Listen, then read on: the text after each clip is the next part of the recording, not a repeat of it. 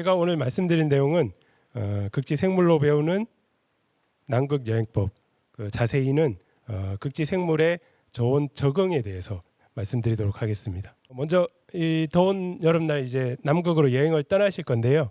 먼저 출발지는 극지연구소 청사입니다. 인천 송도에 위치하고 있고요. 여기에서 이제 인천공항으로 가게 됩니다. 저희가 갈 곳은 남극의 세종기지, 그리고 장보고기지, 그리고 북극의 다산과학기지입니다.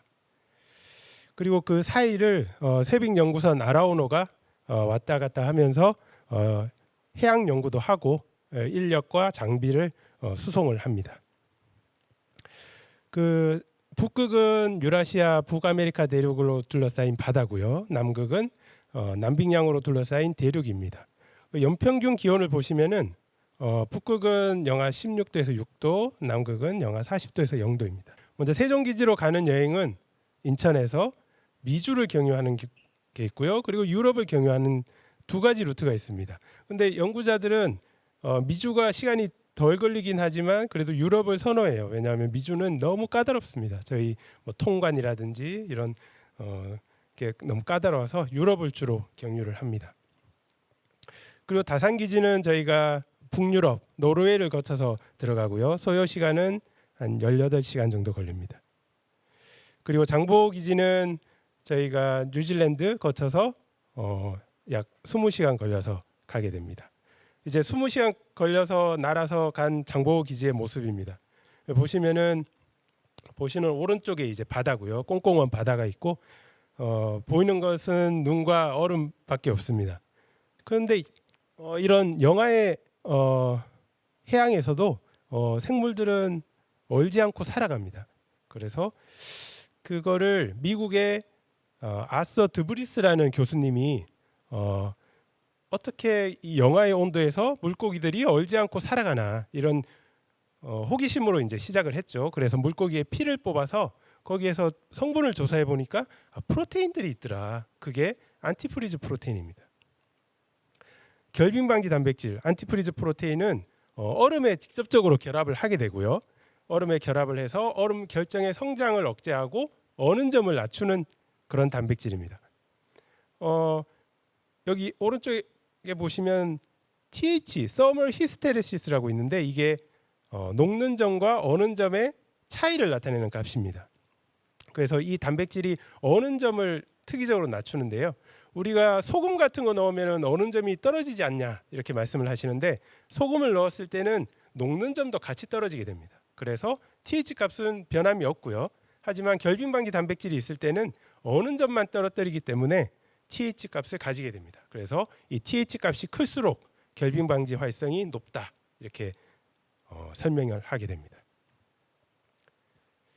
이런 결빙방지 단백질은 기초연구 그리고 식품산업 그리고 형질 전환체를 만드는 데도 활용이 되고요. 그리고 동결 보존에도 활용이 됩니다. 보시는 그림은 유니레버 회사의 고급 아이스크림인데요. 고급 아이스크림의 성분을 인그리디언트를 나타내는 그림인데 여기 가운데 보시면 아이스 스트럭처링 프로테인이라고 있어요. 옛날 아이스크림들은 얼렸다 녹였다 하면은 막 얼음 알갱이들이 막 씹히고 그랬어요.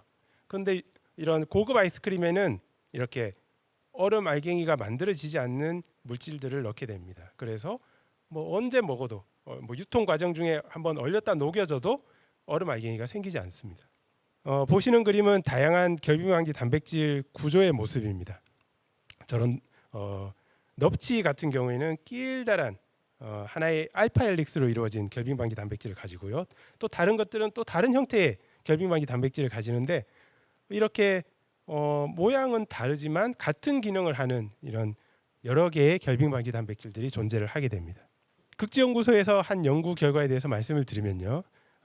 저희 연구팀이 그 여기 다산기지 옆에 트윈 레이크라는 담수 호수가 있습니다. 거기에서 겨울에 아이스 코어를 채취를 했어요.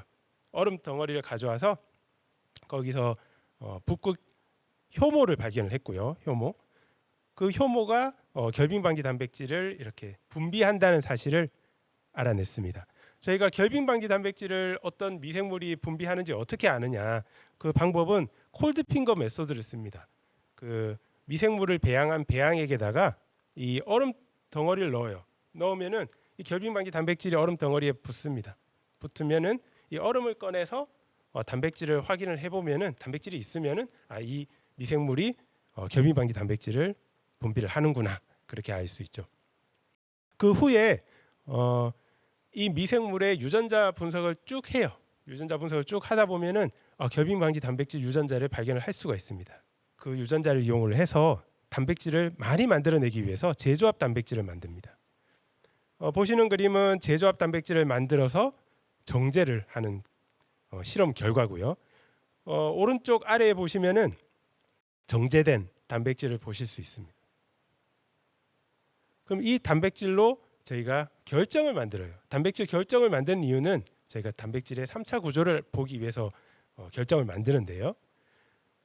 사실 단백질의 크기는 10나노미터보다 작습니다. 그러면은 저희가 눈 가시광선으로는 볼 수 없어요. 그래서 엑스레이를 통해서만 볼 수 있고요. 그리고 결정을 만들고 회절 무늬를 통해서 저희가 볼 수 있는 겁니다. 이런 실험들을 통해서 북극 효모가 만들어내는 LEIBP 단백질의 3차 구조를 저희가 규명을 했습니다. 여기 보시는 그림이 이제 3차 구조고요. 노란색으로 칠해져 있는 부분이 얼음에 결합하는 부위입니다. 여기 보시면은 그 아미노산 중에 세린이랑 스레오닌 장기들이 쭉 있거든요. 이 세린하고 스레오닌은 OH 그룹, 수산화 그룹을 가지고 있어요. 그래서 이 OH 그룹이 얼음의 물 분자와 수소 결합을 할 것이다라고 저희가 예상을 했었습니다. 그리고 이 얼음 결합 부위를 저희가 실험적으로 증명하기 위해서 이 B면이 이제 세린, 스레오닌 장기들이 많은 얼음 결합 부위라고 저희가 예상을 했고요. 이 장기들을 뮤테이션을 만들었어요. 뮤탄트. 예를 들어서 뭐 타이로신으로 뮤테이션을 했을 때 TH 값이 없어지면은 이 부위가 얼음 결합 부위다, 이렇게 이제 실험적으로 증명을 하는 겁니다. 그렇게 해서 이제 이 B면이 얼음 결합 부위라는 것을 이제 저희가 증명을 했고요. 이 실험 결과를 기반으로 해서 저희가 이 북극 효모의 LEIBP 결빙 방지 단백질이 얼음에 어떻게 결합하는지를 저희가 모델을 만들었습니다. 여기 보시는 육각형의 물 분자들로 이루어진 얼음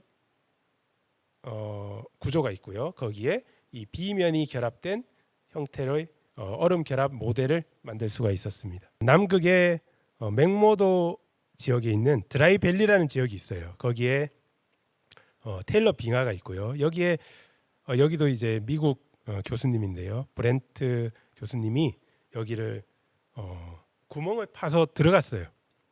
빙하 가운데 이제 들어가서 거기에서 이제 나이로는 한 100만 년 된 빙하를 채취를 했습니다.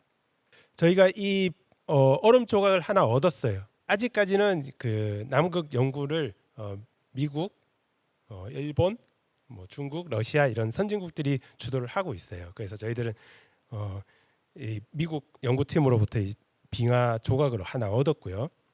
여기에서 이제 거기 안에 들어있는 미생물을 찾고자 하는 연구를 시작을 했습니다.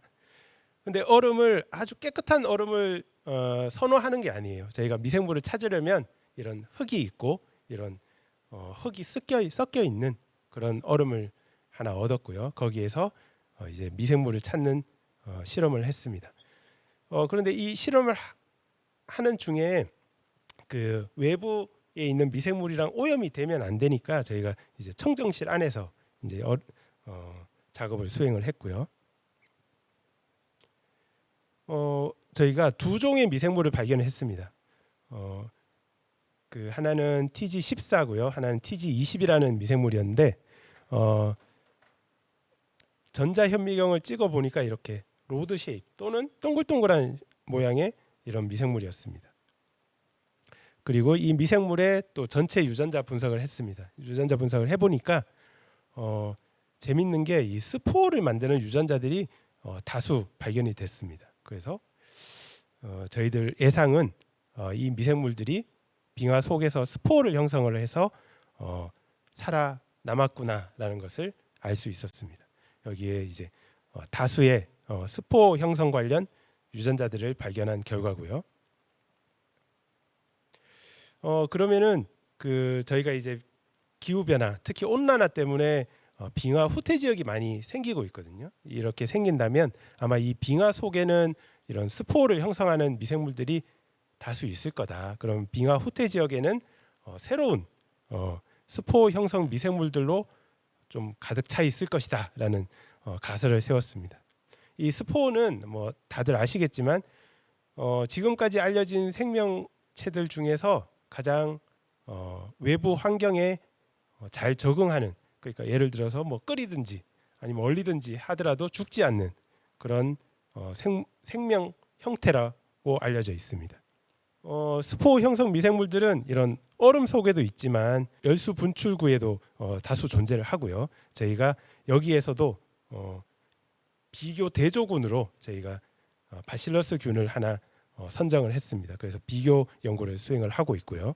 왼쪽 그림을 보시면은 스포 형성 미생물들은 외부 환경이 안 좋을 때는 이제 스포라는 딱딱한 외부 껍질을 만들고 세포 분열 없이 그냥 지내게 됩니다. 이러다가 이제 외부 환경이 좋아지면 이제 세포 분열을 시작하게 되는데요. 그때 이 세포 벽을 깨는 효소 또는 뭐 이제 세포 분열을 시작해야 되는 다양한 유전자를 발현을 하게 되는데요. 이 과정 중에 이제 시그마 팩터라는 단백질이 중요한 역할을 하게 됩니다. 시그마 팩터는 이 RNA 중합 요소, RNA 폴리머레이즈와 이렇게 결합이 돼서 어떤 DNA에 결합을 해서 어떤 유전자를 발현할지를 결정하는 조그만 단백질입니다. 그래서 예를 들면 저희가 드라이버 같은 경우에 손잡이만 있고 거기에 뭐 십자 드라이버, 일자 드라이버 이렇게 하나씩 바꿔서 쓰는 그런 기구가 있잖아요. 그런 거와 같이 이 RNA 폴리머레이즈는 손잡이 같은 역할을 하는 거고요. 시그마 팩터는 그 앞쪽에 다른 기능을 하는 부위라고 생각을 하시면 됩니다. 그래서 여기 아래쪽에 보시면은 시그마 A 또는 시그마 H, 시그마 F 이런 식으로 시그마 팩터들만 바뀌면서 어떤 부위의 유전자를 발현을 해야 될지를 결정을 해줍니다. 이것을 캐스케이드 오브 시그마 팩트라고 합니다. 네, 이런 식으로 이제 스포 형성 미생물들이 환경이 좋아지면은 다시 세포 분열을 시작을 하게 됩니다. 제가 말씀드린 거는 이런 저온성 미생물에 대해서 말씀을 드렸고요. 온천에서 발견된 고온 효소들 같은 경우에는 코로나 디텍션하는 키트를 보시면은 거기에 폴리머레이즈들이 들어 있어요. 그때 이 고온성 미생물에서 발견한 이런 택 폴리머레이즈를 이용을 합니다. 왜냐하면은 상온에서도 굉장히 안정하거든요. 그리고 PCR 과정 중에서도 이게 디내처되지 않고 계속 사용을 할 수 있어서 이 택 폴리머레이즈를 사용을 하고 있습니다. 그리고 휘발성 물질의 화학 반응에도 이 저온성 효소를 이용을 하게 되면은 온도를 높이지 않고 화학 반응을 수행을 할 수 있습니다. 이런 식으로 콜드 액티브 엔자임들을 극지에서 발견을 할 수가 있는 겁니다. 이런 저온성 단백질의 특성은 저온성 단백질의 구조적 유동성 때문입니다. 다들 아시겠지만 모든 화학 반응은 온도가 낮아지면은 화학 반응이 느려지게 됩니다. 그런데 저온성 단백질은 그 구조적 유동성을 증가를 시켜서 이런 반응이 가능하게 기질이 들어올 수 있게, 그리고 현재에도 상업적으로 유용한 저온성 효소 개발을 위해 낮은 온도 활성을 유지하면서 열 안전성이 증가된 효소 개발 연구가 진행되고 있습니다. 네, 결론을 말씀드리면은 극지 생물은 결빙 방지 단백질을 이용하여 영하의 온도에서도 얼지 않고 살아가고요. 빙하 미생물들은 빙하 속에서 스포를 형성하여 다시 깨어날 시간을 기다리고 있습니다. 그리고 극지 미생물이 가지는 저온성 단백질은 구조적 유동성을 가지고 있어서 낮은 온도에서도 활성을 가지게 된다는 겁니다. 네, 제 발표는 여기서 마치도록 하겠습니다. 네, 감사합니다.